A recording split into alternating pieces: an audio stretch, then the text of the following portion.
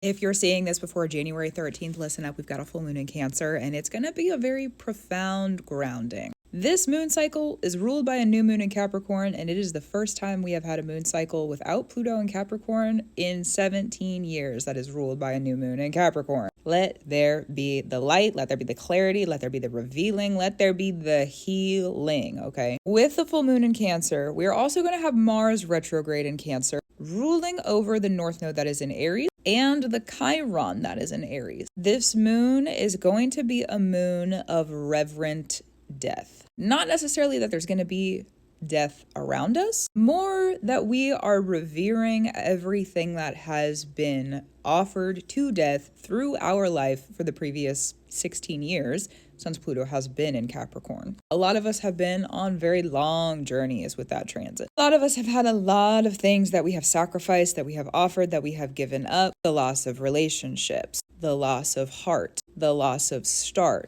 the loss of jobs, money, security, family, home. There's a lot, okay? There's a lot of life in the world. There's a lot that could have been lost. So what was your cost throughout those 16 years of Pluto being in Capricorn? This full moon in Cancer on the 13th asks that we are not lost. We know where we are very clearly. Here I am.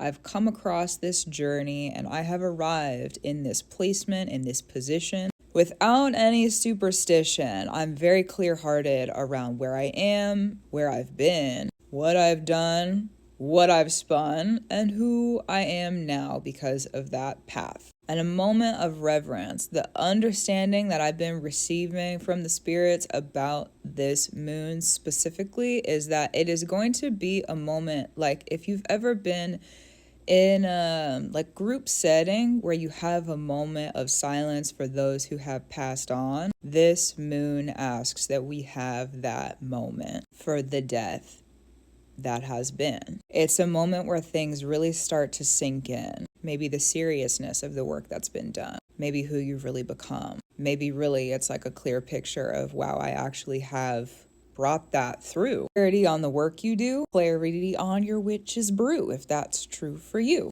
And clarity also probably on some things to come through, because the energy from this moon, after it's over, we're being asked to lift ourselves up again. We are asked to have this moment of silence, give our reverence, our gratitude, and just hold the space to revere what has been. And then once that's done, it's like we can lift our head again. We can lift up again. We can get up. We can create. We can do the work. We can bring in more life. But first, we must have a moment of reverence for the passing that has passed. There's a lot in that. When I was making the podcast for this upcoming time period, I ended on the full moon in Cancer, and I'm not gonna lie to you, I did cry a little bit at the end. So, talking about this moon, I'll get that podcast edited and up to you as soon as I'm able to do that, which is hopefully in a couple of hours. For now, though, revere your powers. Here come the flowers. And who cares? Let yourself do what you need to do, okay? It's your path, it's your work. Revere you. Everything you do, everything you've been through, and everything you brew. The good, the bad, the ugly, the productive, the constructive, the destructive, the gardening, the gnomes, the fairies, the dwarves, the giants, everything you brew, okay? Revere it for you. Because it's your practice. It's what you do. So revere it for you. This moon, if you revere it, will clear it. And we're moving on. I have a feeling, as myself a moon in Cancer, I will be crying on this moon. And I'm all right with that. I feel like it's going to be some good tears. Gratitude, reverence, and love to you. Revere you too on this moon and whenever you need to. That's very valid. Keep up the brew. Keep up the witch's brew if that's something that you do. Love you for your witch's brew, and that is really true. And I'll talk to you soon.